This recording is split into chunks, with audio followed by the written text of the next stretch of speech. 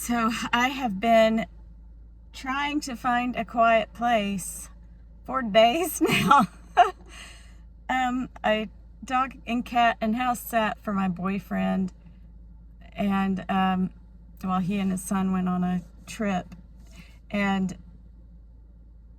he lives in the city, and there's always something going on, and it's I turned everything in his house off, and the AC at his house is louder than the one at mine, but just the noise from the outside was overwhelming, like people constantly doing lawn work, and there's construction near where he lives, and so there's always the beep beep beep. Oh my gosh, so much stuff. And it's a neighborhood full of dogs, and I love dogs, but holy crap, when you are without one for a little while, you tend to forget that all through the night there's the flap flap of the doggy door, and bark bark bark, like it seemed like every 5 minutes. And so I was like at work today, and I thought, okay, maybe I can just shut my office door and have a little quiet. And they start doing maintenance, and there's also construction near where I work, and I've got in my earbuds, but it's not that doesn't block anything out when you're trying to make a video. I made a video at my boyfriend's house and then just cracked up because the AC, the washing machine, the dog slurping water, drinking out of the bowl, the doggy door, there was even a bug that got inside and was buzzing around the phone, like, and you could hear it. It was oh my gosh, it was so so bad. So now I'm in my car in a parking lot, and I'm just like, okay, maybe I can have a few minutes to do a video here and just do a little rant about how I haven't been able to find a quiet moment. And maybe touch on a few things that have to do with the depression and late diagnosed autism. Some things that were not helpful, or that I do not find helpful whenever I'm suffering from depression. So again, it's only my experience, and these things I find to not be helpful. And I'm not a mental health professional, and I'm not giving advice. I'm just telling my perspective and experience since I was diagnosed with depression as a teenager, and have had episodes on and off throughout my life. So I've figured out a few things over the years that do and do not work. So one thing that does not work for me, that I know some people will think it works for them, is alcohol. And that does not help my depression whatsoever, and sugar. And I think that since alcohol affects your blood sugar, I think that that's kind of tied in together. So what it does to me is make me, and I'm talking from an American perspective. I know that different cultures address alcohol very differently than we do, but like when I was younger, and a lot of young Americans, and still some adults, tend to go balls to the wall with the alcohol, and instead of just having a serving with a meal like you should. So I learned pretty early on that does not work for me. The whole binge drinking thing doesn't work. I'm too much of a lightweight for that business, and I also have reactive hypoglycemia, so that's a really bad combination. And so it seems to just dredge up all sorts of negative emotions, and so it just doesn't work for me. It just makes me feel worse mentally, and then the next day horrible physically. And not only increases as you get older. Yeah, after I've turned 40, I have had the occasion to celebrate, so I have drank more than one beer in one sitting, or one serving of alcohol in one sitting, and found myself feeling really, really bad the next day. So after 40, that just is absolutely, there's no point in doing the drinking any other way than just having a serving with a meal. So it's not helpful for me whatsoever. And I could probably do a whole separate video on how unhelpful I have found it throughout my life, because I kept trying, I kept failing at that one. So it has not been helpful for me, and I find it way better I feel physically better when I don't drink and on a regular basis, and I definitely don't drink with the intent of getting drunk. That there's no point in that for me. I don't try to make myself feel bad, kind of try to do the opposite. So there's that. Alcohol and any other substances, I have such adverse reactions to things that it's really I tried, when I was in my 20s, I tried, and different things, tried all kinds of different ways to open my mind and to, fit in, I guess.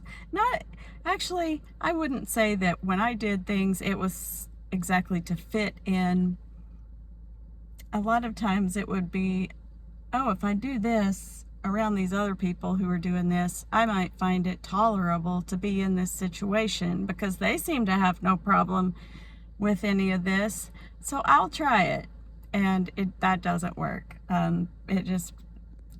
It makes for a really dangerous situation for me, because all I ever want to do is jump in my car and drive home. So I just have to basically be 100% sober unless I'm at my house. So that's that.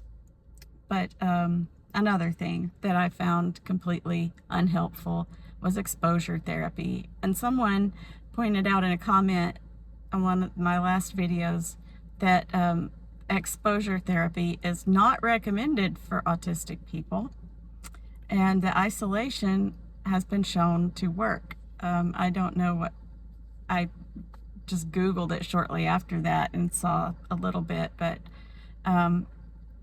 my experience with exposure therapy was kind of at the, I had a therapy app on my phone, and that was to get me through in the meantime while I was on the waiting list for therapy. And so it said to do exposure therapy and expose yourself to different situations and stuff like that you were uncomfortable in. And I did not need to be exposed. I did not need to be exposed, because that just made things much worse.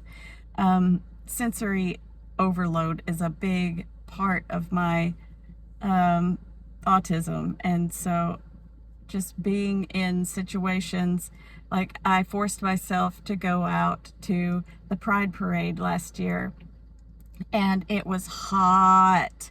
I'm talking triple digits, and there were so many people, and it was loud, and I was, just smushed up against people, and I was meeting someone that, there for the first time that I hadn't met before, and so it was just too much, way too much. And my brother and his husband were there, so I was kind of showing my support by going out to that, and it was just so overwhelming, and I was completely and totally fried by the end of that day. And but just even something small like a trip to the bookstore that I had kind of noticed that I might want to go to sometime, I tried to force myself to go to that. And by the time I left the bookstore, I was just like totally flustered because of it being like I just had to basically walk through the city street to get to it and then walk back. And, on the way, I get, some compliments that wasn't prepared for. And it threw me off. And I don't know how to respond to those kinds of things. I'm like, I'm not offended by it, but I don't ever know how to react. So, exposure therapy in that sense was not good for me. And another thing I've noticed that isn't good is when there's a friend pushing you to do stuff like, you just need to get back out there and, just get back in the saddle again and stuff like that. That kind of thing, meaning go put yourself out there and start dating. She might have been thinking that the depression was because of a relationship ending. I was experiencing autistic burnout, and I told my friend, I really need to not mess with anyone right now. I really need to just withdraw and isolate and focus on myself right now and like what's going on with me and figure it out and not drag anyone else into this, because there are way too many people dragging people into their problems. There were way too many people out there doing that. So I wanted to figure out what was happening with me before I started dating. And this was during a time that me and my current boyfriend had broken up for a little while. And so I just told her, like, I don't need to be with anyone right now. But she was just like, I think you're wrong. I think you need to just go back out there, get back out there. And my boyfriend and I were friends during that time, and I was talking to him, and she's like encouraging me to cut him off altogether and but get out there and meet new people. And I'm like, I don't need anything new in my life disrupting my whole entire nervous system even more than it already is. And she was very persistent, and I finally had to snap at her because she would not stop. And I'm sure that she meant well, but that kind of persistence when someone has already told you, and I think it was smart, like, I need to figure out what's going on with myself before I go dragging anyone else down with me. I think that's kind of being responsible, because other people have feelings and nervous systems.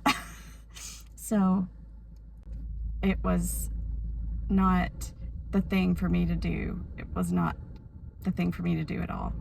So that kind of exposure therapy also is not good. I guess if you can even call that exposure therapy, but the getting back out there before you're ready isn't helpful.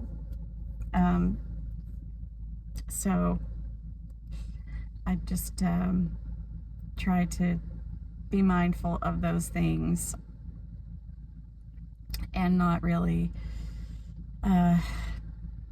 put myself in situations that are jarring for me if I'm feeling like even a little bit close to meltdown. So I can't really think of anything specifically right now as I'm sitting in the car in the parking lot, and I've been constantly bombarded by sounds and things for the last week, and I've only had an hour or so to not be in a very loud noisy environment. So I'm supposed to go see the Ghost Right Here, Right Now movie tonight, which I am so looking forward to, but that should probably do it for me. I'll probably be completely spent and wanting isolation for a while after that. So yeah, and that'll probably spark another video about how we avoid things sometimes because of our sensory issues, and then other things we force ourselves to go do because we just absolutely want to so badly, even though we know we're going to suffer for it. So anyway, I think that that's probably good for now.